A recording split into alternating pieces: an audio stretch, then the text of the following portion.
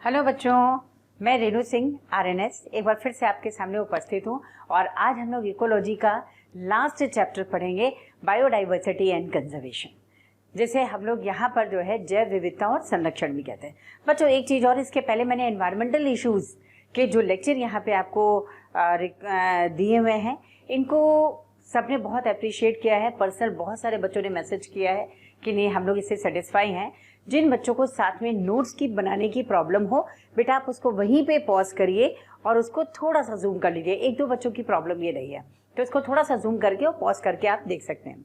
ठीक है बच्चों, एक्चुअली यहाँ पे डेटा दे करके आप जानते हो इस चैप्टर में डेटा बहुत ज़्यादा है, बहुत ज़्यादा डेटा है, तो आपको ये कन्फ्यूजन हो सकता है मैं क्या पढ़ना है क्या नहीं पढ़ना है। तो मैंने कोशिश करी है कि जो हम लोग यहाँ नोट करने में टाइम देते हैं उसको ज़्यादा से ज़्यादा आपको ग्रास्प कराएं, यहाँ पे लर्न करा दें। इससे जो है मैंने ये प्रोसेस किया है कि पहले सारे डेटा कवर कर ले, सो दैट एक भी डेटा छूटने ना पाए। राइट, चलो बच्चों जल्दी से हम लोग स्टार्ट करते हैं। तो सबसे पहले आप सबको बहुत बहुत थैंक यू बच्चों कि आप लोगों ने इस लेक्चर को पसंद किया है, और मेरी भी यही कोशिश रही, मेरा भी यही प्रयास रहा है कि आप लोगों को इतना बढ़िया कंटेंट उपलब्ध कराया जाए, सो दैट आपका जो क्वेश्चन है एक भी से नीट में ना छूटने पाए। फाइन, चलिए बच्चों हम लोग स्टार्ट करते हैं। बच्चों सबसे पहले जैव विविधता का मतलब क्या होता है? जैव विविधता का मतलब होता है जैविक स्तर पर विविधता। अब ये जैविक स्तर पर विविधता क्या होती है?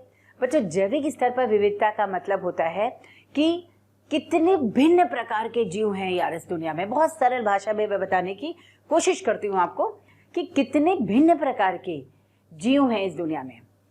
से फॉर एग्जाम्पल अगर मैं ये कहूँ कि मान लो हम लोग डॉग है, सिंपल एक एनिमल, उसकी अगर हम जाति लें तो कितनी सारी विविधता है यार। एल्सेशियन देख लो, डॉबरमैन देख लो, पोमेलियन डॉग्स देख लीजिए, डिफरेंट टाइप की जो है जातियाँ इन्हीं की मिल जाएंगी। इस तरह से बच्चों मैंने तो एक जीव की बात करी है, आप देखो भिन्न प्रकार के जीव हैं, और भिन्न प्रकार के जीव बच्चों भिन्न प्रकार की विविधता दर्शाते हैं, और ये विविधता जो है इस पृथ्वी पर बहुत ज़रूरी है। अगर ये विविधता ना हो तो इकोलॉजिकल इम्बैलेंस हो जाएगा, मतलब आनुवांशिक स्तर पर जो है ये इम्बैलेंस हो जाएगा और यहाँ पर सरवाइव करना मुश्किल हो जाएगा। लेकिन आप ये मान के चलिए पृथ्वी पर जितनी ज़्यादा जैव विविधता है उतना ही ज़्यादा उसका स्थायित्व होगा। एक छोटा सा मैं रीज़न बताती हूँ आपको। हर एक जीव दूसरे जीव पर भोजन के लिए निर्भर है, ठीक है, मानते हैं ना? अगर मान लीजिए जिसपे वो भोजन के लिए निर्भर है, भोजन वाला जीव अगर नष्ट हो जाता है तो इसका मतलब सारी जातियाँ एक दूसरे से प्रभावित हो जाएगी। इस पे निर्भर ये जाति मृत हो जाएगी, इस पे निर्भर दूसरी जाति मृत हो जाएगी, और उस पे निर्भर अगली जाति मृत हो जाएगी। तो ये पूरी तरह से इकोलॉजिकल इम्बैलेंस हो जाएगा। इससे ज़रूरी है कि जैव विविधता बच्चों जितनी ज़्यादा होगी भोजन के रूप में उतने ही ज़्यादा आपके पास विकल्प होंगे। ठीक है, ऐसा नहीं है कि भाई चावल जाति खत्म हो गई तो अब हम लोग केवल चावल खा रहे हैं और अब हम लोग की मृत्यु हो जाएगी, क्योंकि चावल तो रहा ही नहीं अब। लेकिन हम लोग क्या करते हैं बच्चों, बहुत ऑल्टरनेट फूड पर निर्भर करते हैं। ठीक है, बहुत विकल्प है भोजन के हमारे पास, इससे हम लोग सर्वाइव कर रहे हैं। ऐसे प्रत्येक जीव के लिए है। मेंढक छाट के नहीं खाता कि भैया यही कीट खाना है, यही कीट खाना है, उसके पास मल्टीपल ऑप्शंस है। तो जितनी ज़्यादा जैव विविधता होगी बच्चों, कोई भी पारितंत्र उतना ही स्थायी होगा। ठीक, चलिए अब इस चैप्टर में यही चीज़ें हम लोगों को पढ़नी है। क्यों जैव विविधता है, कितनी जैव विविधता है, जैव विविधता के क्या फ़ायदे हैं, अगर जैव विविधता कम होती तो क्या नुकसान है, क्यों जैव विविधता कम होती जा रही उसके क्या कारण है, कैसे बचाव है, ये सारी चीज़ें हम लोग पढ़ेंगे। ठीक है, चलिए बच्चों पृथ्वी पे देखा गया शुरू में कि जब अध्ययन चला तो उस समय जैव विविधता बहुत ज़्यादा थी। मतलब कुछ जातियों का उदाहरण दिया गया आपको कि आप चींटी की जाति ले लो, तो चींटी की जाति 20,000 से ज़्यादा अकेली खुद की चींटी की जाति है। ठीक है, इसी तरह से बच्चों आपको ऑर्किड्स अधिपादप होता है, दूसरे पादपों पे वृद्धि करता है केवल स्थान के लिए कि उसको ऊपर की ओर प्रकाश मिल सके। ठीक है, इन्हें अधिपादप कहते हैं। ऑर्किड आपने नाम सुना होगा। तो बच्चों ये ऑर्किड है, ऑर्किड में भी आप देखोगे तो 20,000 से ज़्यादा अकेली जो है ऑर्किड की है। ठीक है, नेक्स्ट देखो बीटल। बीटल है बच्चों 3 लाख से ज़्यादा जातियाँ बीटल्स की हैं। और यही चीज़ अगर मछलियों में देखेंगे बच्चों तो मछलियों में 28,000 से ज़्यादा जातियाँ या स्पीशीज जो है वो बीटल्स की मछलियों की है। ठीक है, ये तो एक डेटा आपको एनसीईआरटी ने दे रखा है जो मैंने अभी बताया। सुन लो, चींटियों की जातियाँ 20,000 से ज़्यादा, उसके बाद ऑर्किड की जाति 20,000 से ज़्यादा, उसके बाद बीटल्स की बच्चों 3 लाख से ज़्यादा है लगभग, और मछली लमसम ये लेते हैं, और मछली की जाति 28,000 से ज़्यादा। मतलब जाति विविधता तो है पृथ्वी पर, ठीक है। मतलब जैव विविधता किस स्तर पर देखी जाए, सबसे बड़ा प्रॉब्लम ही यही था, क्योंकि जैव विविधता देखी जाए तो एक कोशिका के मैक्रोमोलिक्यूल से लेकर या वृहद अणु से लेकर के आप देखेंगे यहाँ पृथ्वी पर उपस्थित जीवों तक इतनी ज़्यादा जैव विविधता है। मतलब जैव विविधता केवल जीव स्तर पे नहीं देख सकते, एक कोशिका के स्तर पे भी जैव विविधता बहुत ज़्यादा है।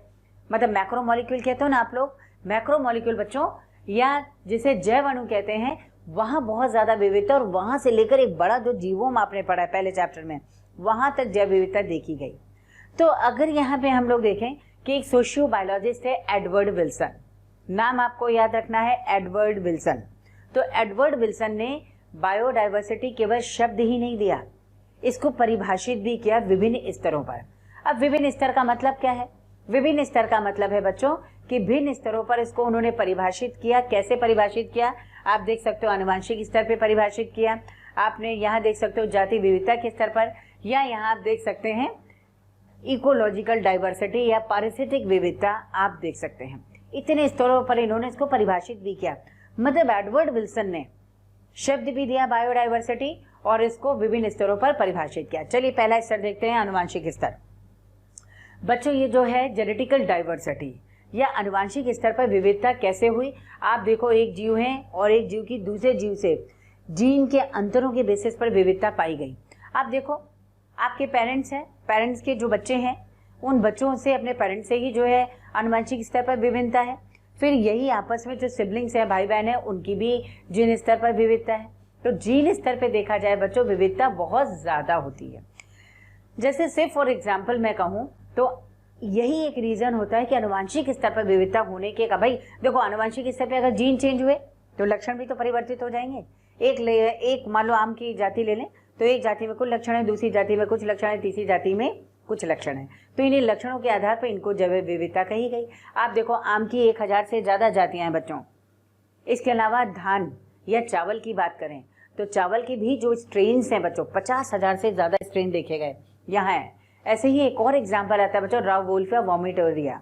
राउवोल्फिया वोमिटोरिया में आप देखोगे रेजरपाइन, इसके सांद्रण और इसकी पोटेंसी के स्तर पर इसमें भी जैव विविधता देखी गई।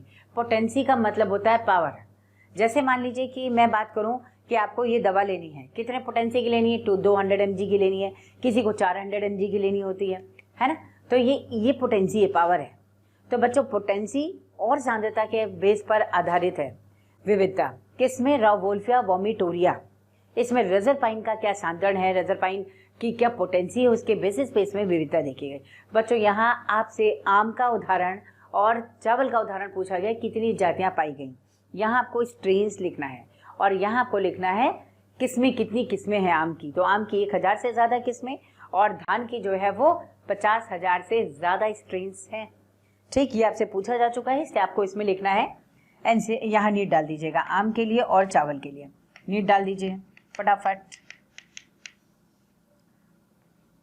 बच्चों मेरी कोशिश है कि मैं एक एक चीज़ यहाँ पे हाईलाइट भी करती चलूँ। देखो मैंने ये सारी चीज़ें भी आपको बताई हैं। जैव विविधता किस स्तर पर हो सकती है? जैव विविधता एक वृहद अणु से लेकर, अर्थात एक वृहद अणु, यहाँ अणु लिख देंगे आप, वृहद अणु से लेकर जैव विविधता कोशिका के वृहद अणु से लेकर के, अच्छा अणु यहाँ नहीं लिखना है आपको, 1 मिनट। हाँ, आप ये देख सकते हो बच्चों, जो जैव विविधता है वो वृहद जैव विविधता है कोशिका के एक वृहद अणु से लेकर, यहाँ पर अंडरलाइन करेंगे कि कोशिका के एक वृहद अणु से लेकर के जीवों तक ये जैव विविधता पाई गई। ठीक है, चलो सोशियो बायोलॉजिस्ट है एडवर्ड विल्सन, उनको नेचुरलिस्ट भी कहा जाता है और इन्होंने शब्द ही नहीं दिया बायोडाइवर्सिटी, इसके साथ साथ इसको परिभाषित भी किया विभिन्न स्तर पर। पहला स्तर हम पढ़ चुके हैं, आनुवांशिक विविधता जीन स्तर पर है। अगला देखिए बच्चों, जाति विविधता या स्पीशीज डाइवर्सिटी। स्पीशीज डाइवर्सिटी मतलब कितनी जातियां पाई गई। तो जाति स्तर पर अगर विविधता देखी जाए तो आपको एक उदाहरण दिया गया है कि यहाँ पर पूर्वी घाट की तुलना में पश्चिमी घाट में केवल एम्फीबियंस की अगर देखी जाए तो जाति विविधता बहुत ज़्यादा थी। यही चीज़ मैंने यहाँ लिखी, पूर्वी घाट की तुलना में पश्चिमी घाट में उभयचरों की उच्च जाति विविधता पाई गई। चलिए बच्चों, नेक्स्ट अब हम लोग देखते हैं यहाँ पे पारिस्थितिक विविधता या इकोलॉजिकल डाइवर्सिटी। आप लोगों ने देखा है इकोलॉजिकल डाइवर्सिटी क्या होती है बच्चों? ये इकोसिस्टम जैसा लगता है, बिल्कुल इकोसिस्टम के बेस पर आधारित है कि कहीं अगर केवल मैं भारत में ही देख लूँ तो जैव विविधता बहुत ज़्यादा है।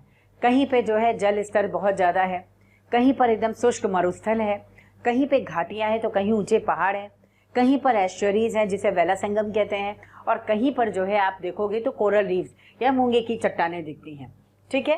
या कहीं पर बहुत ज़्यादा तापक्रम है, मरुस्थल जैसे आप ले सकते हैं, या बच्चों कहीं पे आप देखोगे तो टुंड्रा जैसे बहुत कम तापक्रम वाले भी क्षेत्र पाए गए, ठीक है। तो ये जो है विविधता हो गई। अब इसी में बच्चों एक टर्म आता है कि अगर मैं इकोलॉजिकल डाइवर्सिटी की बात कर रही हूँ तो यहाँ पे alpha diversity, beta diversity, gamma diversity, ये है क्या? तो इसको आप देखिए, मैं थोड़ा नंबरिंग कर दूं इसमें। एक तो अल्फा डाइवर्सिटी हो गई है, दूसरी हो गई बच्चों बीटा डाइवर्सिटी, और तीसरी हो गई यहाँ पे गामा डाइवर्सिटी, ठीक है। ये 3 डाइवर्सिटी हैं। अब आप देखो, जैसे मान लीजिए कोई एक क्षेत्र है, ठीक है, उस क्षेत्र में बहुत सारे समुदाय इधर उधर बिखरे हुए हैं। एक बड़ा सा क्षेत्र है यार मान लो, और उसमें बहुत सारे समुदाय इस तरह से बिखरे हुए हैं। तो किसी समुदाय के अंदर अगर जैव विविधता देखी जाएगी, इसको हम कहते हैं अल्फा डाइवर्सिटी, ठीक है। ये मैंने अल्फा डाइवर्सिटी लिख दी है। दूसरा बच्चों, अगर 2 समुदायों के मध्य या भिन्न समुदायों के मध्य डाइवर्सिटी देखी जाए तो और ज़्यादा डाइवर्सिटी होगी। कुछ जो यहाँ पाए जा रहे थे वो यहाँ होंगे, कुछ जो इधर पाए जा रहे थे वो भी यहाँ पे होंगे, इधर पाए जा रहे हैं वो भी यहाँ पे होंगे। तो यहाँ पे क्या होता है, बीच वाले भाग में ये डाइवर्सिटी सबसे ज़्यादा होती है, जिसको आप इकोटोन एरिया भी कहते हो। तो ये जो है बीटा डाइवर्सिटी कहलाती है, ठीक है। और बच्चों, जब हम लोग एक बहुत बड़ा कॉन्टिनेंट ले लें, थैंक यू स्टूडेंट हमें इतना प्यार देने के लिए। डेली काफ़ी संख्या में स्टूडेंट हमारी वीडियोस को देख रहे हैं और उसका लाभ उठा रहे हैं। बच्चों, आप सभी से मेरी ये रिक्वेस्ट है कि प्लीज़ नीचे दिए गए डिस्क्रिप्शन में दिए गए लिंक को प्रेस करिए और अपना एनरोलमेंट कराइए। बच्चों, इसके साथ ही जिन बच्चों को यहाँ पर डाउट सेशन की भी ज़रूरत है, साथ ही मटेरियल्स की भी ज़रूरत है, वो सभी हमारे प्रीमियम कोर्सेज़ को भी रजिस्ट्रेशन करवा सकते हैं, है ना। तो एक बहुत बड़े कॉन्टिनेंट में या भौगोलिक क्षेत्र में लिया जाए तो वहाँ अगर जैव विविधता देखोगे यार, जाहिर सी बात है बहुत ज़्यादा होगी, तो वहाँ पर जैव विविधता बहुत ज़्यादा होगी, उसको हम कहते हैं गामा डाइवर्सिटी। ये क्वेश्चन एक बार आया है, इससे आपको ध्यान रखना है, ठीक है। ये भी नीट में बच्चों आ चुका है, इसे यहाँ पे भी फटाफट आप टिक करके नीट डाल दीजिए, ये नीट में आया हुआ है। अल्फा डाइवर्सिटी क्या है? आप कहो समुदाय के अंदर डाइवर्सिटी। बीटा डाइवर्सिटी क्या है? भिन्न समुदायों के मध्य डाइवर्सिटी, जहाँ सबसे ज़्यादा है। और तीसरा अगर गामा डाइवर्सिटी कहना है तो कह दो एक लार्ज कॉन्टिनेंट में, एक बहुत बड़े महाद्वीप में देखा जाए तो वहाँ पर आपको इस तरह से मिल जाएगी जाति विविधता और ज़्यादा। तो ये जो है बच्चों, ये विविधता बहुत ज़्यादा हो गई, ठीक है। इसी पर एक चीज़ है IUCN। बच्चों, IUCN का फुल फॉर्म आया हुआ है, international union for conservation of nature and natural resources. ये आपको याद रखना पड़ेगा। IUCN ये एक संस्था है, ऑर्गेनाइजेशन है, जो यहाँ डाइवर्सिटी को देखती है, क्या उसके कारण है नष्ट होने के, या डाइवर्सिटी के क्या फ़ायदे हैं, कितनी डाइवर्सिटी है, कौन से नए पादपों की डिस्कवरी हो रही है, ये सब वो बताते हैं, ठीक है। तो बच्चों, अब आपको देखना है इसमें, जैसे IUCN का पहले फुल फॉर्म आप याद करेंगे, ठीक। क्या फुल फॉर्म है? International union for conservation of nature and natural resources, ठीक है। ये इसका फुल फॉर्म आपको याद रखना है। मैं टिक कर दे रही हूं, आप इसको देखिएगा, नीट में आया हुआ है। सेकेंड आते हैं बच्चों यहाँ पे पौधों व जंतुओं।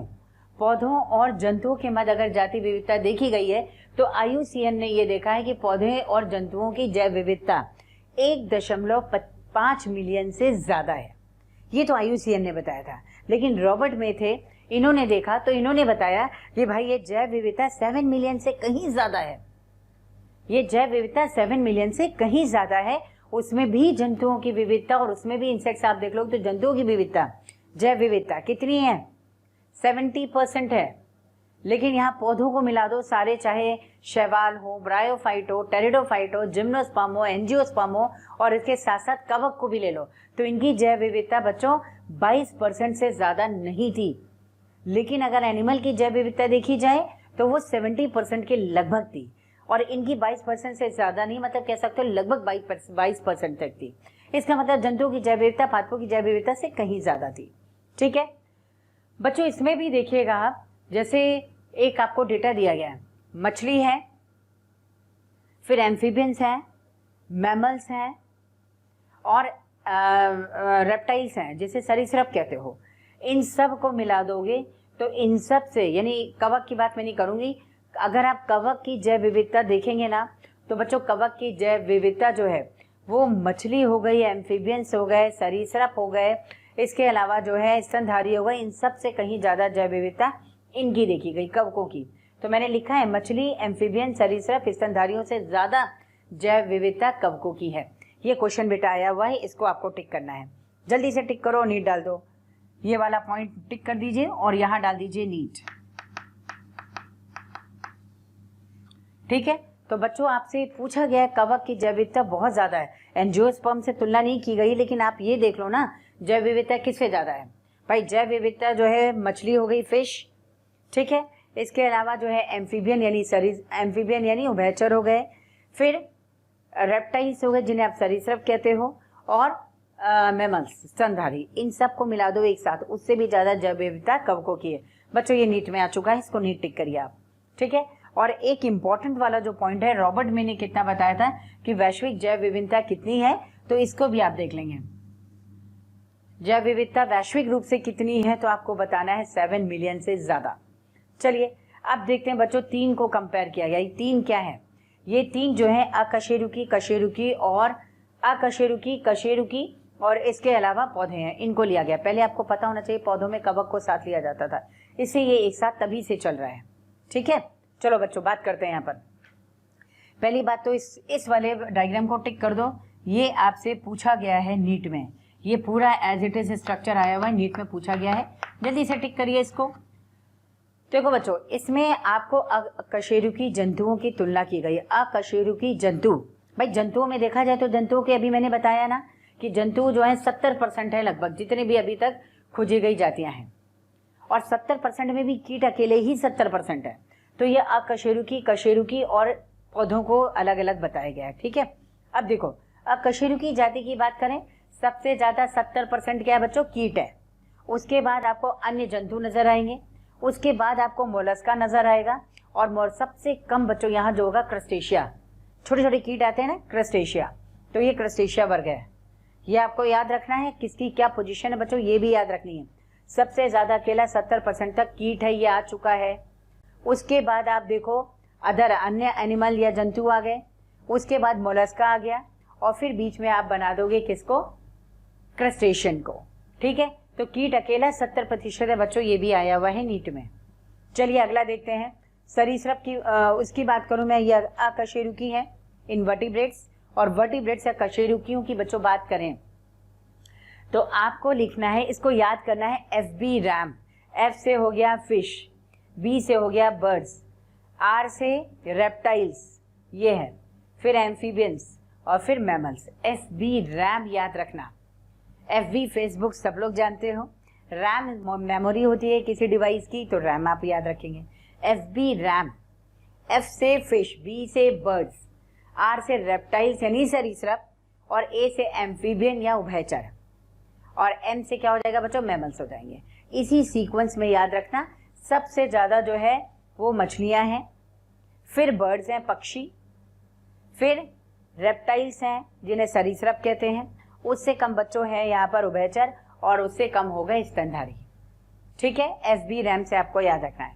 चलो बच्चों अब पौधों की बात करें, जिसमें पहले कवक को रखा गया था पौधों में, पौधों के साथ पादपों के साथ कवक को रखा गया था क्योंकि उसमें कोशिका भित्ति पाई गई।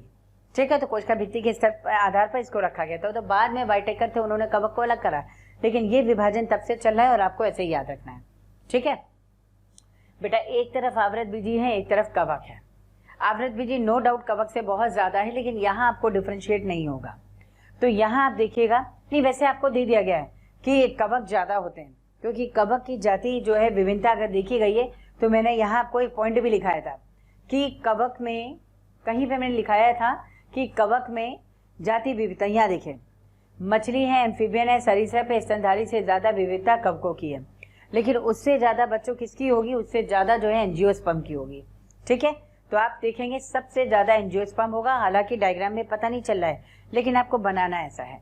यहाँ आवृतबीजी हैं, फिर इधर बच्चों हो गए कवक, उसके बाद यहाँ आप देखेंगे सबसे ज़्यादा शैवाल है, लाइकेन, और सबसे कम जो है, सॉरी शैवाल यानी एल्गी, सबसे ज़्यादा एंजियोस्पर्म है, करेक्ट। उसके बाद कवक है, करेक्ट। उसके बाद शैवाल या एल्गी हैं, ठीक है। फिर आप यहाँ देखेंगे मॉसेस हैं, मॉसेस यानी ब्रायोफाइट्स, और फर्न और अदर एलीज लिखा हुआ है या अन्य आप बता दोगे, ये है टेरिडोफाइट। तो ब्रायोफाइट, टेरिडोफाइट यहाँ हो गए लगभग बराबर हैं। सबसे कम बच्चों अगर होगा तो लाइकेन है। लाइकेन क्या है? कवक और शैवालों का जो है वो यहाँ पर क्या है, म्यूचुअलिज्म है, दोनों एक दूसरे के साथ एक दूसरे को लाभ पहुंचाते हुए रहते हैं, ठीक है। तो यहाँ पर लिखेंगे नहीं, सबसे ज़्यादा क्या हो गए, एंजियोस्पर्म, आवृतबीजी। उसके बाद आएगा कवक यानी फंगाई। उसके बाद बच्चों शैवाल है सबसे ज़्यादा, जिसे आप एल्गी कहते हैं। फिर ब्रायोफाइट, टेरिडोफाइट लगभग बराबर है। ब्रायोफाइट के लिए मॉसेस लिखा हुआ है और टेरिडोफाइट के लिए बच्चों फंड या एली लिखा हुआ है, ठीक है। और फिर उसके बाद सबसे कम क्या होंगे, लाइकेन्स। तो आपको लाइकेन्स याद रखना है, ये पूरा बना हुआ है। अब बच्चों मैं एक चीज़ बताना चाहती हूँ, इन सारे वर्गीकरण को आप देखिए, इसमें कहीं बैक्टीरिया को कोई भी स्थान नहीं दिया गया। ध्यान से मेरी बात सुनो, ये कारण आ सकता है बच्चों, इसमें बैक्टीरिया को कोई भी स्थान नहीं दिया गया इस वर्गीकरण में। क्यों? क्योंकि बैक्टीरिया के वर्गीकरण के लिए, उसकी पहचान के लिए अभी तक कोई परंपरागत वर्गीकरण अपने आप में परफेक्ट नहीं है कि उन बैक्टीरिया का वर्गीकरण करके उनकी पहचान की जाए, ठीक है। तो कोई परफेक्ट अभी ऐसा जो है वर्गीकरण आया ही नहीं है, ना ही इस लैब के स्तर पे देखा जाए या प्रयोगशाला स्तर पे देखा जाए तो इनको कल्चर या संवर्धन करने की उचित विधि हो, ठीक है। इसलिए यहाँ पर बैक्टीरिया को कोई स्थान नहीं दिया गया। बात समझ आई? दो कारण हैं, ध्यान से सुनो फिर से। बैक्टीरिया को इस वर्गीकरण में कोई स्थान क्यों नहीं दिया गया? नंबर 1, अभी जो परंपरागत वर्गीकरण का तरीका है बच्चों, काफ़ी संख्या में डेली हमें बहुत सारे कमेंट्स आ रहे हैं कि वी प्लीज़ इस टॉपिक पे वीडियो बनाएं, इस सब्जेक्ट पे वीडियो बनाएं। तो आप सभी से मेरी रिक्वेस्ट है कि प्लीज़ हमारे यूट्यूब चैनल को सब्सक्राइब करें और उसमें दिए गए बेल आइकन को प्रेस करें ताकि टाइम टू टाइम आपको नोटिफिकेशन मिलता रहे। बच्चों हम ऐसा इसलिए कह रहे हैं कि बहुत सारे बच्चे उसी टॉपिक की रिक्वेस्ट करते हैं जो ऑलरेडी हमारे चैनल्स पे दिए हुए हैं। तो आप सभी से रिक्वेस्ट है कि आप सभी जो है उस चैनल पे जा कर के उन सारे वीडियोस का लाभ ज़रूर उठाएं। उससे कवकों की इन बैक्टीरिया की पहचान करना संभव नहीं था। और दूसरा, जो अभी प्रयोगशाला स्तर पर संवर्धन करने का तरीका है, ये भी उचित नहीं है कि इसको संवर्धित किया जा सके। इससे बैक्टीरिया की न पहचान हुई, न उसके बारे में विविधता पता चली और न ही उसको कोई स्थान दिया गया। बच्चों आपसे पूछा जाए कि सबसे ज़्यादा जैव विविधता किसकी है, तो कवक आपसे क्वेश्चन में मिला था, कवक होंगे क्योंकि ये वाला सेंटेंस दिया गया था। नहीं तो कवक से ज़्यादा एंजियोस्पर्म की है। और आपसे पूछा जाए कि पोषण स्तर पर सबसे ज़्यादा विविधता किसकी है, तो आपको बैक्टीरिया कहना है, क्योंकि बैक्टीरिया जो है स्वपोषी और विषमपोषी दोनों होता है। बच्चों विषमपोषी में वो परजीवी भी हो सकता है, मृतोपजीवी भी हो सकता है, इसके साथ साथ सहजीवी भी हो सकता है।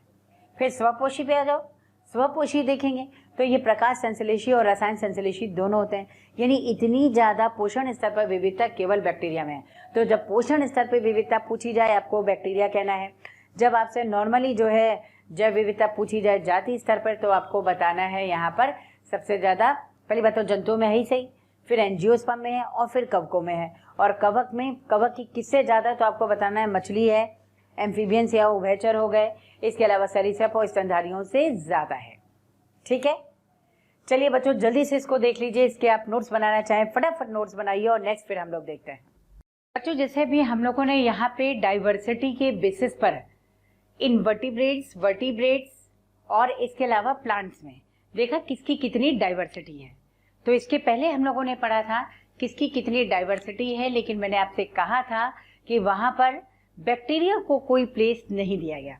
तो बच्चों बैक्टीरिया को कोई प्लेस क्यों नहीं दिया गया, आप ऐसे सोचो तो बैक्टीरिया को कोई प्लेस इसलिए नहीं मिला क्योंकि हमारे यहाँ अगर देखा जाए तो जो अभी कन्वेंशनल मेथड चल रहा है, या यूँ आप कह सकते हो कि जो पारंपरिक वर्गीकरण के तरीके चल रहे हैं, ये बैक्टीरिया की पहचान करने के लिए काफ़ी नहीं है। और दूसरा उसका कारण था कि जो हमारे यहाँ भी लैब की कंडीशन है उसमें हम बैक्टीरिया को मतलब यूँ कह सकते हो सेफली जो है संवर्धित नहीं कर सकते। ठीक है, तो इसलिए जो है आप बता सकते हो ये 2 कारण हैं जो सबसे इम्पॉर्टेंट है जिस कारण से बैक्टीरिया को उस वर्गीकरण में कोई भी स्थान नहीं मिला। एक कारण क्या था? पारंपरिक तरीका था कि जो पारंपरिक तरीका है वर्गीकरण का वो सफिशिएंट नहीं है बैक्टीरिया की पहचान करने के लिए। और दूसरा तरीका जो आप देखते हो प्रयोगशाला स्तर पर इन्हें बहुत सेफली संवर्धित नहीं किया जा सकता है। ठीक है, इससे बैक्टीरिया को कोई स्थान नहीं दिया गया। चलिए बच्चों, अब हम लोग नेक्स्ट देखते हैं इसमें यहाँ पर कि किस तरह से जो है अगर हम लोग यहाँ पे देखें किस तरीके से एक स्थान के बेसिस पे हम लोग जैव विविधता को बताते हैं। तो बच्चों सबसे पहले इम्पॉर्टेंट ये है कि अगर मैं एक पूरा कुल भौगोलिक विश्व के टोटल भौगोलिक क्षेत्र की बात करूं मैं, तो विश्व के कुल भौगोलिक क्षेत्र का भारत में कितना परसेंट है? 2.4%। लेकिन अगर मैं वैश्विक स्तर पे इसको देखूं तो भारत में बच्चों जैव विविधता क्या है? 8.1%। इम्पॉर्टेंट है, मतलब कुल विश्व का 2.4% भूभाग जो है वो भारत में है, लेकिन जैव विविधता क्या है? उससे कहीं ज्यादा है। पूरे विश्व की अगर देखी जाए ना तो 8.1% जो है वो जैव विविधता पाई गई भारत में, कुल विश्व की। इसीलिए बच्चों जो भारत में जो वर्ल्ड में 12 मेगा डाइवर्सिटीज है, एक वृहद जो क्या कहते हैं डाइवर्सिटी है, विविधता है, उसमें भारत को भी एक स्थान मिला है। ठीक है, क्योंकि विश्व का बहुत कम भाग जो है 2.4% अगर भूभाग भारत में है तो उससे कहीं ज्यादा डाइवर्सिटी जो है वो यहाँ पर प्रेजेंट है। ठीक है बच्चों, इसी तरह से देखा जाए तो यहाँ पे आप देख सकते हो कि भारत में अगर हम पौधों की जातियाँ करीब इसको कंसीडर करें तो आप देख सकते हैं पौधों की जातियाँ लगभग 45,000 तक अभी तक डिस्कवर्ड हैं। और अगर जंतुओं की जातियाँ देखी जाए उसकी जाति विविधता तो जस्ट इसका दुगना आप कह सकते हो। पौधों में अगर 45,000 है तो जस्ट उसका दुगना लगभग 90,000 तक जो है जातियाँ जंतुओं की है।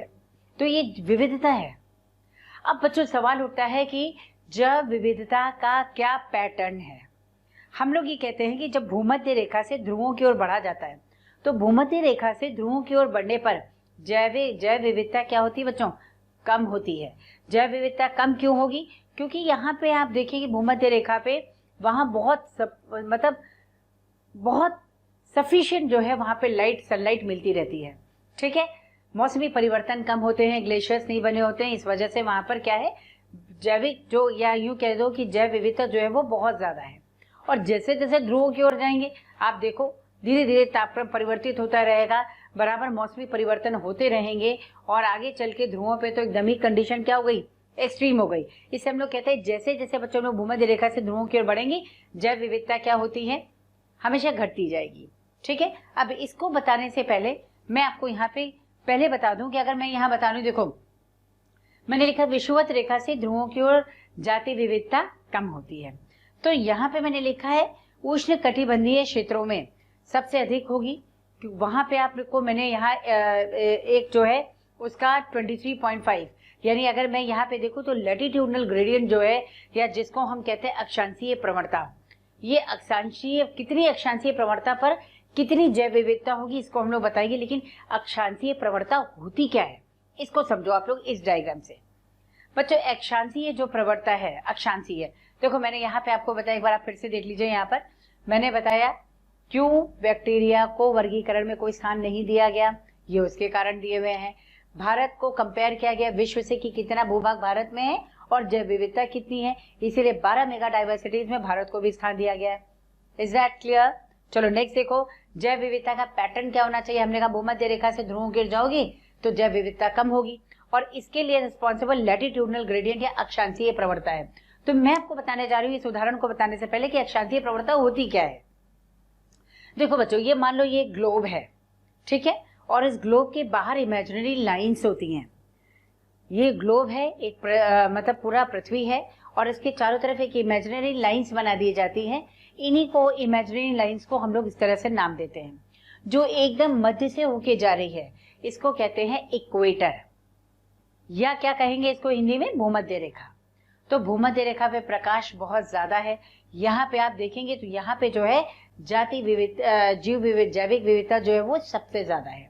ठीक है, तो जैविक विविधता सबसे ज्यादा भूमध्य रेखा पे पाई गई क्योंकि प्रकाश बहुत ज्यादा उपलब्ध होता है और मौसमी परिवर्तन बच्चों क्या होते हैं? कम होते हैं। अब देखो इसके ठीक ऊपर जाने पे यहाँ से देखो, ऐसे देखना, ये भूमध्य रेखा मध्य से जा रही है, ठीक है। सबसे तो ऊपर और नीचे ये क्या है, ध्रुव हैं, पोल्स कहते हैं। ऊपर दे दिया गया नॉर्थ पोल और नीचे दिया गया साउथ पोल, ऐसे आपको याद रखना है।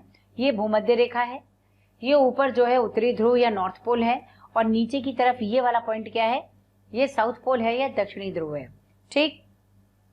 इसके ठीक ऊपर यानी ये है, ये तो 0 डिग्री है बच्चों, इसकी प्रवणता क्या है, 0 डिग्री। इसके बाद 23.5 डिग्री अपर साइड में कहेंगे तो नॉर्थ, और लोअर साइड में कहेंगे तो साउथ। तो आप इसको इस तरह से देखिए, अपर जो है ये भूमध्य रेखा से ऊपर 23.5 डिग्री नॉर्थ, और लोअर साइड में 23.5 डिग्री नॉर्थ, ये कहलाता है यहाँ पर ट्रॉपिक ऑफ कैंसर, जिसको आप कहते हैं कर्क रेखा, ठीक है। और नीचे क्या होगा, ट्रॉपिक ऑफ कैप्रिकॉर्न, या इसको हम कहते हैं बच्चों मकर रेखा। इमेजिनरी लाइंस है, ठीक है, ये मकर रेखा है। इसके बाद यहाँ से जब आप ऊपर जाएंगे, जैसे मैंने ये तो कहा 23.5 डिग्री है, ठीक है, तो 23.5 डिग्री है, ऊपर है तो नॉर्थ और नीचे है तो साउथ। अब इससे भी ऊपर जाइए, 66 डिग्री नॉर्थ में चले जाइए, तो बेटा ये कौन सी लाइन है, ये आर्कटिक सर्कल है। आर्कटिक एंटार्क्टिक क्षेत्र जानते हो ना, उसी से रेखा का नाम रख दिया गया है। आर्कटिक रेखा आप कह सकते हो या वक्र कह सकते हो, और इसको कहते हैं एंटार्क्टिक वक्र या सर्कल। मेरे ख्याल में आपको मेरी बात शायद समझ में आ रही है, क्योंकि जनरली हम लोग ये पॉइंट्स बोल तो देते हैं, लेकिन लैटिट्यूडनल ग्रेडियंट या अक्षांशीय प्रवणता होती क्या है, ये बस मैं समझाने की कोशिश कर रही हूँ। अगर आपको एक बात ये बात समझ में आ जाए, आप अपने आप बता दोगे कहाँ पे जो है ये जैविक विविधता सबसे ज्यादा है। देखो मैंने कहा सबसे बीच में भूमध्य रेखा है, ठीक है, 0 डिग्री इसकी प्रवणता है। अब यहाँ पे ऊपर की ओर अक्षांशीय प्रवणता 23.5 है और 23.5 साउथ है, ये भी अक्षांशीय प्रवणता है। तो यहाँ पे आप देखेंगे बच्चों, इसको हम कहते हैं यहाँ पर ट्रॉपिक ऑफ कैंसर या कर्क रेखा, और इसको हम कहते हैं ट्रॉपिक ऑफ कैप्रिकॉर्न या मकर रेखा, ठीक है। यानी हम यहाँ से क्या कर रहे हैं बच्चों, यहाँ भूमध्य रेखा या इक्वेटर से हम दूर जा रहे हैं, इधर से हम दूर जा रहे हैं, ठीक है। अब अगला देखो, ये वाली लाइन है ना, पोल्स के पास है, तो इसको हम क्या कहते हैं, इसको हम कहते हैं आर्कटिक सर्कल और एंटार्क्टिक सर्कल। तुम लोगों ने शायद सुन भी रखा होगा कि अंटार्कटिक क्षेत्र में 6 महीने अंधकार 6 महीने प्रकाश होता है। जब 6 महीने अंधकार होता है भाई, तो बहुत सारे मतलब वहाँ पे बर्फ होती है, बहुत ठंडक होती है, और इसके अलावा काफी क्लाउड्स और गैसेस वगैरह होती हैं, ठीक है। तो ये जो है एंटार्क्टिक क्षेत्र है, मेरे ख्याल में समझ आ रहा है। और ये ध्रुव है, ये उत्तरी ध्रुव और ये दक्षिणी ध्रुव। तो आपको याद रखना है, सबसे पहले बीच में क्या है, भूमध्य रेखा, सबसे ऊपर की ओर नॉर्थ पोल, सबसे नीचे की ओर साउथ पोल, इसके बाद जो लाइन जा रही है इसको कहते हैं कर्क रेखा। बच्चों अगर आपको हमारे वीडियोस पसंद आए हैं तो इसे लाइक शेयर करना ना भूलें, ताकि ये वीडियो सभी ज़रूरतमंद बच्चों तक पहुंच सके। बच्चों आपके इतने अपार स्नेह के कारण हमारी पूरी मोशन टीम इतनी ज़्यादा मोटिवेटेड है, और बेस्ट कंटेंट आपको उपलब्ध कराने के लिए हम सभी तत्पर हैं।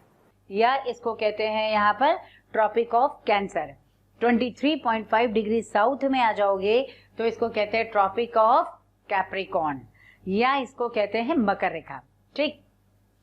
अब इससे ऊपर चले जाओ, ये तो इस रेखा को कहते हैं, इससे ऊपर जो ये रेखा दी गई है ध्रुवों की ओर, इसको बच्चों हम लोग कहते हैं यहाँ पर आर्कटिक सर्कल, आर्कटिक सर्कल या आर्कटिक वक्र कह दो। और 66 डिग्री पर है, अक्षांशीय प्रवणता क्या है, 66 डिग्री नॉर्थ। अब 66 डिग्री साउथ में देख लो, ये है, इसको आप यहाँ पे लिख दीजिए, ये शायद रह गया इधर, यहाँ लिखेंगे 66 डिग्री साउथ, ये अक्षांशीय प्रवणता है। इसको क्या कहते हैं, इसको कहते हैं एंटार्क्टिक सर्कल या वक्र, ठीक है। सबसे ऊपर उत्तरी ध्रुव, सबसे नीचे दक्षिणी ध्रुव, ये बात समझ आ गई। चलिए अब यहाँ पे देखते हैं बच्चों, ये तो भूमध्य रेखा है, इक्वेटर कहते हैं। इसके ऊपर का क्षेत्र आप कहते हैं कि भूमध्य रेखा से 23.5 डिग्री नॉर्थ और 23.5 डिग्री साउथ, ये दोनों पार्ट है ना, इन दोनों पार्ट को इनको कहते हैं यहाँ पर, ये ट्रॉपिकल रीजन है बच्चों, ट्रॉपिकल जोन है या ट्रॉपिकल रीजन है या उष्ण कटिबंधीय क्षेत्र कह दो। तो यहाँ सबसे ज्यादा जो है जैविक प्रवणता पाई जाती है, ठीक है। सबसे ज्यादा जैविक प्रवणता कहाँ होगी, सबसे ज्यादा जैविक विविधता कहाँ होगी, इन दोनों क्षेत्र में, क्योंकि ये दोनों भूमध्य रेखा के पास है, प्रकाश समुचित है और ज्यादा मौसमी परिवर्तन भी नहीं होते हैं। इसके साथ साथ जो है ग्लेशिएशंस वगैरह भी नहीं है, ठीक। तो अपरिवर्तित यहाँ पे क्या होगा, मौसम होगा। इसलिए जाति विविधता, जैविक विविधता यहाँ पर सबसे ज्यादा है।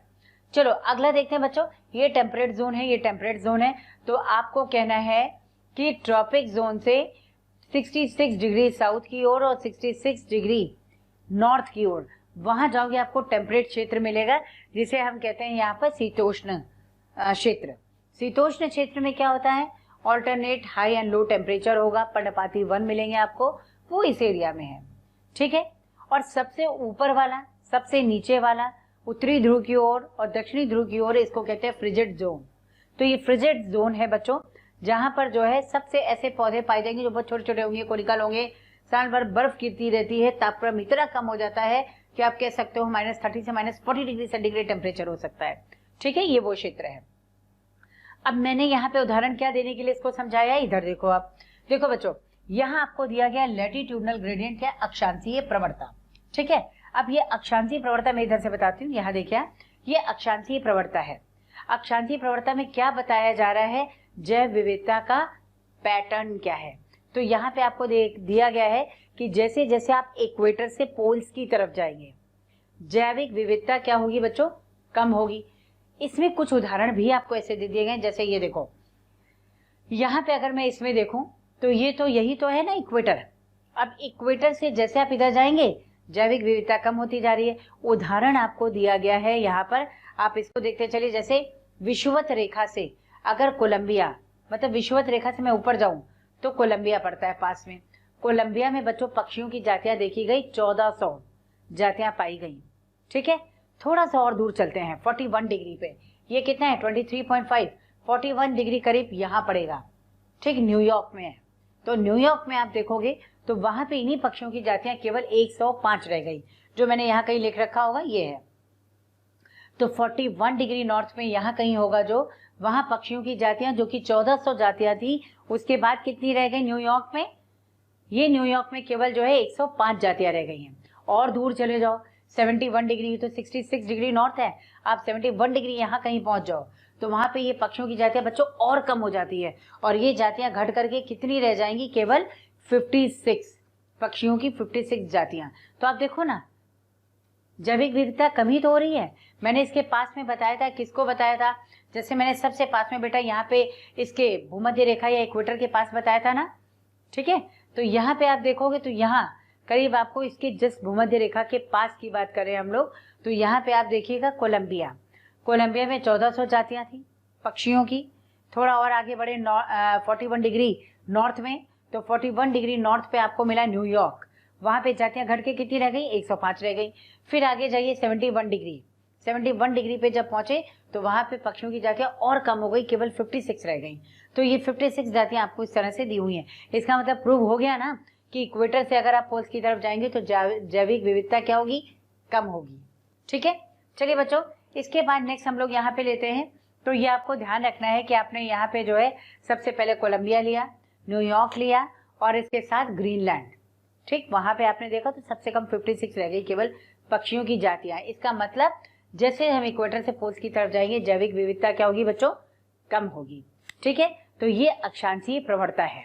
अक्षांशीय प्रवणता के अनुसार देखा गया तो जैविक विविधता इक्वेटर से पोल्स की तरफ कम हुई। राइट, चलो नेक्स्ट देखते हैं। यहाँ पर बच्चों भारत में ज्यादातर जो है उष्ण कटिबंधीय क्षेत्र है। भारत में ज्यादातर क्या है, उष्ण कटिबंधीय क्षेत्र है। तो पक्षियों की जातियां यहाँ पर भी ऑब्वियसली ज्यादा होंगी। जब आपने सबसे ज्यादा जो है यहाँ पे कोलंबिया में बताया 1400 है, तो भारत में भी 1200 से ज्यादा जातियां जो है पक्षियों की पाई गई। क्योंकि भारत में ज्यादातर क्या क्षेत्र है, भारत में ज्यादातर क्षेत्र जो है वो उष्ण कटिबंधीय है, इसके आसपास का। ठीक है, चलिए अब अगला देखते हैं बच्चों। ऐसे ही आप लोग साउथ अमेरिका में देखिएगा, साउथ अमेरिका में अमेजन फॉरेस्ट है। तो ये अमेजन फॉरेस्ट या अमेजन जंगल जो है या वन जो है, यहाँ पे भी जैविक विविधता सबसे ज्यादा पाई गई। मतलब अगर हम लोग पृथ्वी पे कहे ना तो साउथ अमेरिका में सबसे ज्यादा जैविक विविधता पाई गई है। इसीलिए अमेजन फॉरेस्ट को या अमेजन वनों को यहाँ लंग्स ऑफ प्लेनेट कहते हैं, पृथ्वी का फेफड़ा बोलते हैं। क्योंकि जितनी ज्यादा जो है जाति विविधता होगी उतना ज्यादा ऑक्सीजन इवॉल्व होगी, इसीलिए इसको पृथ्वी का फेफड़ा कहा गया है। ठीक है, लंग्स ऑफ प्लेनेट किसको कहा गया है, अमेजन रेन फॉरेस्ट है। कहाँ है, साउथ अमेरिका में। ठीक, इंपॉर्टेंट है, आपको ध्यान रखना है। चलिए नेक्स्ट आ जाइए बच्चों, उष्ण कटिबंधीय क्षेत्रों में उच्च जैविक विविधता का कारण क्या है? ठीक है, तो उच्च जैविक विविधता का कारण क्या है, क्यों जैविक विविधता उष्ण कटिबंधीय क्षेत्रों में ज्यादा है? 3 पॉइंट्स आपको यहाँ पे पढ़ने हैं। ठीक है, एक तो आपको बता रहा है यहाँ पर ग्लेशियर्स, जैसे फ्रीक्वेंट ग्लेशियर्स जो है आपको टेम्परेट रीजन में मिले, यहाँ पे कोई फ्रीक्वेंट ग्लेशियर्स है नहीं भाई, तो ज्यादा ग्लेशियर्स की अनुपस्थिति है, ग्लेशियर्स की अनुपस्थिति है बच्चों यहाँ पर, इसलिए यहाँ लंबे समय तक वातावरण जो है अपरिवर्तित रहा। जब वातावरण अपरिवर्तित है यार, तो नई जातियों के विकास के लिए चाहिए क्या?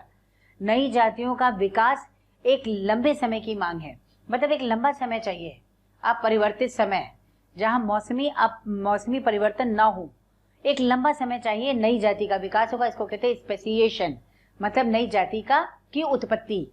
तो नई जाति जो उत्पन्न हो रही है उसके लिए एक लंबा समय चाहिए, और मतलब वो चेंज ना हो, वहां वेदर चेंज ना हो, ठीक है, मौसमी परिवर्तन ना हो। तो आप देखिए जब यहाँ ग्लेशियर्स नहीं बन रहे हैं, अनुपस्थित है ग्लेशियर्स, ऑब्वियसली बहुत लंबा समय ऐसा निकल जाता है जहां मौसमी परिवर्तन होते ही नहीं है, इससे नई नई जातियों का यहाँ पे विकास होता रहता है। ठीक है, दूसरा रीजन क्या है? दूसरा रीजन ये है कि जो यहाँ पर उष्ण कटिबंधीय क्षेत्र हैं, यहाँ मौसमी विभिन्नताएं नहीं पाई जाती हैं, मौसम जो है ज्यादा प्रेडिक्टेबल होता है, या इसको हम कह सकते हैं पूर्वानुमानित मौसम होता है, यहाँ पर पहले से अनुमान लगाया जा सकता है। ठीक, तो इससे क्या होगा, ज्यादा स्थायी जो है मौसम है, अधिक पूर्वानुमानित मौसम है। तो पूर्वानुमानित मौसम होने का मतलब क्या है, यहाँ निकेत की विशिष्टता बढ़ जाती है। मतलब अगर मैं कह रही हूँ इतने एरिया में कुछ जानवर रह रहे हैं, तो कुछ जानवर होंगे जो पेड़ पे रहेंगे, कुछ जमीन पे रहेंगे, कुछ उड़ रहे होंगे। जो पेड़ पे रह रहे हैं कुछ पत्ती पे रहेंगे, कुछ तने पे रहेंगे, कुछ पुष्पों पे रहेंगे, कुछ जो है उसके क्या कहते हैं मूलों में भी हो सकते हैं, है ना, कुछ जंतु ऐसे भी हो सकते हैं। पत्तियों पे भी आ रहे हैं, तो कौन किस प्रकार की पत्ती, किस प्रकार के जंतु है, ये देखा जाता है। इसे कहते हैं बच्चों निकेत विशिष्टता, कि पेड़ पे जीव पाया गया, ठीक है, लेकिन एग्जैक्टली निकेत क्या होता है? पत्ती पे है, तना पे है, तने पर है, शाखाओं पे है, शीर्ष पे है, नीचे की ओर है, कहाँ है? ठीक है, इसीलिए जो है tree dwelling animals tropical region में ही पाए जाते हैं, यानी सदाबहार वनों में या उष्ण कटिबंधीय वर्षा वनों में पाए जाते हैं, क्योंकि घने जंगल हैं, ऐसे पेड़ों पे पाए जाने वाले जंतु यहाँ पर ज्यादा होंगे। ये क्वेश्चन आया हुआ है। चलिए, जहां पे मौसम या मौसमी परिवर्तन प्रेडिक्टेबल है, या मौसमी परिवर्तन स्थायी है, मौसम में ज्यादा परिवर्तन नहीं हो रहा है, ज्यादा जो है पूर्वानुमानित मौसम है, तो ये क्या करेगा? निकेत की विशिष्टता को बढ़ाता है। अगर निकेत की विशिष्टता उच्च हो जाए बच्चों, तो यहाँ उच्च जाति विविधता पाई जाएगी। ठीक है, जाति विविधता ज्यादा होगी। तीसरा कारण होता है कि जो यहाँ पर उष्ण कटिबंधीय क्षेत्र हैं, वहां पर सौर ऊर्जा ज्यादा उपलब्ध है। अगर सौर ऊर्जा ज्यादा उपलब्ध होगी तो उत्पादकता उसकी ज्यादा हो जाएगी, ज्यादा उत्पादकता होगी, जैव विविधता क्या होगी? ऑब्वियसली ज्यादा होगी। तो हम लोगों ने तीन कौन से रीजन पढ़े? 3 रीजन हम लोगों ने पढ़े हैं। पहली बात, हम रीजन किसका पढ़ रहे हैं बच्चों? उष्ण कटिबंधीय भागों में जैव विविधता ज्यादा क्यों है, ये कारण पढ़ रहे हैं। तो उष्ण कटिबंधीय भागों पर जैव विविधता इसलिए ज्यादा है क्योंकि यहाँ पर जो है ग्लेशियर्स नहीं है, समय अपरिवर्तित है, मौसम अपरिवर्तित है काफी लंबे समय तक। तो लंबे समय तक एक ही जैसा मौसम रहने से कई सारी नई जातियां उत्पन्न हो जाती हैं। दूसरा होता है ज्यादा देर तक स्थायी मौसम रहे, ज्यादा पूर्वानुमानित मौसम रहे, तो ये क्या करेगा? निकेत की विशिष्टता को बढ़ा देता है, और इससे जाति विविधता बढ़ जाती है। तीसरी कंडीशन आपको बतानी है, यहाँ सौर ऊर्जा बहुत ज्यादा उपलब्ध होती है, इससे इसकी उत्पादकता बढ़ जाती है और जैव विविधता बढ़ जाती है। ये सारे रीजन है बच्चों। ठीक है, चलिए आइए नेक्स्ट यहाँ पे देखते हैं। अब जाति और एरिया में, यानी स्पीशीज और एरिया में क्या संबंध है, इसको यहाँ पे सबसे पहले जो है अध्ययन किया था। यहाँ पे अमेरिकन जो फॉरेस्ट है, साउथ अमेरिका का जो फॉरेस्ट है, उस पर अध्ययन किया था अलेक्जेंडर वॉन हम्बोल्ट। ठीक है, तो अलेक्जेंडर वॉन हम्बोल्ट जो है ये जर्मन जो है यहाँ पे क्या थे? जियोलॉजिस्ट थे। तो जर्मन जियोलॉजिस्ट थे अलेक्जेंडर वॉन हम्बोल्ट, ये नाम आपको याद रखना है। अलेक्जेंडर वॉन हम्बोल्ट ने सबसे पहले जो है दक्षिणी अमेरिका के जंगलों में अध्ययन किया और इस संबंध को स्थापित करके यहाँ पे प्रस्तुत किया कि स्पीशीज और एरिया में क्या संबंध होता है। ठीक, यानी अगर आपने ज्यादा एरिया बढ़ा दिया अध्ययन के लिए, तो जाति विविधता पे क्या फर्क पड़ रहा है? और ज़्यादा बढ़ा दिया तो क्या फ़र्क पड़ेगा, और ज़्यादा बढ़ा दिया क्षेत्र तो जाति विविधता पे क्या फ़र्क पड़ रहा है। ठीक है, इसी संबंध को बताने की इन्होंने यहाँ पर कोशिश करी थी। ठीक है, तो बच्चों यहाँ पे जो है किसने जो है स्पीशीज एरिया रिलेशनशिप को सबसे पहले प्रस्तुत किया, आपको बताना है अलेक्जेंडर वॉन हम्बोल्ट। ये जियोलॉजिस्ट थे, जर्मन जियोलॉजिस्ट थे, और इन्होंने साउथ अमेरिका के जंगलों में अध्ययन करने के पश्चात ये संबंध स्थापित किया और इसको यहाँ पे प्रस्तुत किया कि क्या संबंध हो सकता है। ठीक है, चलिए बच्चों, तो जल्दी से फटाफट देख लीजिए यहाँ एक बार फिर से कि हम लोगों ने पहले पढ़ा था इनवर्टिब्रेट, वर्टिब्रेट और पौधों में क्या संबंध होता है, क्यों बैक्टीरिया को कोई स्थान नहीं दिया गया, जैव विविधता का क्या पैटर्न है हमने बता दिया। यहाँ पे इक्वेटर से पोल्स की तरफ हम लोग गति करेंगे तो हमेशा जैव विविधता कम होगी। जैव विविधता किस पे निर्भर करती है, अक्षांशीय प्रवणता पे निर्भर करती है। अगर अक्षांशीय प्रवणता 0 डिग्री से 23.5 डिग्री है तो यहाँ पे इतने एरिया में तो जैव विविधता ज्यादा होगी, लेकिन आगे अगर आप चलेंगे जहाँ पे आपको 66 डिग्री नॉर्थ एंड साउथ दिया हुआ है वहां जैव विविधता कम होती रहेगी और फाइनली जब हम लोग ध्रुवों पे पहुंचेंगे तो जैव विविधता और कम हो जाएगी। तो किस तरह से हम लोग अक्षांशीय प्रवणता भी इसको बताते हैं ये बताया, और पक्षियों की जातियों की हम लोगों ने यहाँ पर उदाहरण भी दे दिया है कि यहाँ पे जो है आपको बताना है कि जो भूमध्य रेखा है इसके पास यहाँ पे आप देखेंगे तो यहाँ पे कोलंबिया है, कोलंबिया में 1400 जातियां पक्षियों की है। फिर अगर आप आगे बढ़ेंगे थोड़ा सा 41 डिग्री पर तो 41 डिग्री पे आपको मिलेगा न्यूयॉर्क, और न्यूयॉर्क में आप देखेंगे तो जाति विविधता जो है यहाँ पर और कम हो जाएगी, यानी जिसको हम 1400 कह रहे थे अब ये बच्चों केवल और केवल 105 रह गई है पक्षियों की जातियां। और फिर जैसे ही हम 71 डिग्री नॉर्थ में पहुंचेंगे, 71 डिग्री पे पहुंचेंगे तो वहां पे आप देखेंगे जाति विविधता और कम हो गई है, 56 केवल पक्षियों की जातियां रह गई हैं। तो ये प्रूव करता है कि किस तरह से इक्वेटर से पोल पर जाने पर जाति विविधता कम हो रही है। एक चीज और है बच्चों, भारत का ज्यादातर भूभाग जो है वो कैसा है, उष्णकटिबंधीय है। इससे यहाँ भी पक्षियों के उष्णकटिबंधीय होने का मतलब क्या है, ये देखो ये भाग उष्णकटिबंधीय, ये भाग उष्णकटिबंधीय, ये शीतोष्ण भाग है, ये शीतोष्ण भाग है, बाकी तो सारे फ्रिजिड जोन है। ठीक है, तो जहां पर भारत की बात कर रहे हैं हम लोग उष्णकटिबंधीय क्षेत्र ज्यादा है, इससे जाति विविधता यहाँ भी ज्यादा पाई गई। ठीक है 1400 ना सही, लेकिन 1200 से ज्यादा ही जातियां पक्षियों की यहाँ पर उपस्थित है। और ये मैंने आपको बता दिया किस तरह से प्रवणता को देखा जाता है। ठीक है, उष्णकटिबंधीय क्षेत्रों में जाति विविधता का अधिक होने का कारण क्या है, सौर ऊर्जा ज्यादा मिलती है, ग्लेशियर्स नहीं होते, इससे नई जातियां उत्पन्न हो जाती हैं, काफी लंबे समय तक मौसम परिवर्तित नहीं होता है, इसलिए यहाँ पर आपको बताना है कि यहाँ पर जो निकेत विशिष्टता है वो बढ़ जाती है, जो जाति विविधता को बढ़ावा देती है। ठीक, चलिए बच्चों अगला स्पीशीज एरिया रिलेशनशिप हम लोग नेक्स्ट इसमें देखेंगे। स्पीशीज एरिया रिलेशनशिप की वॉन हम्बोल्ट ने अगर बताया है, सॉरी अलेक्जेंडर वॉन हम्बोल्ट ने अगर ये बताया है कि दोनों में कुछ संबंध है, तो अगला हम लोग ग्राफ के थ्रू देखेंगे क्या संबंध होता है। ठीक है बच्चों, अगर आपको मेरी वीडियोस पसंद आई है तो बाकी के कंटेंट के लिए इस नंबर पे कॉल करें 1800212179। Thank you.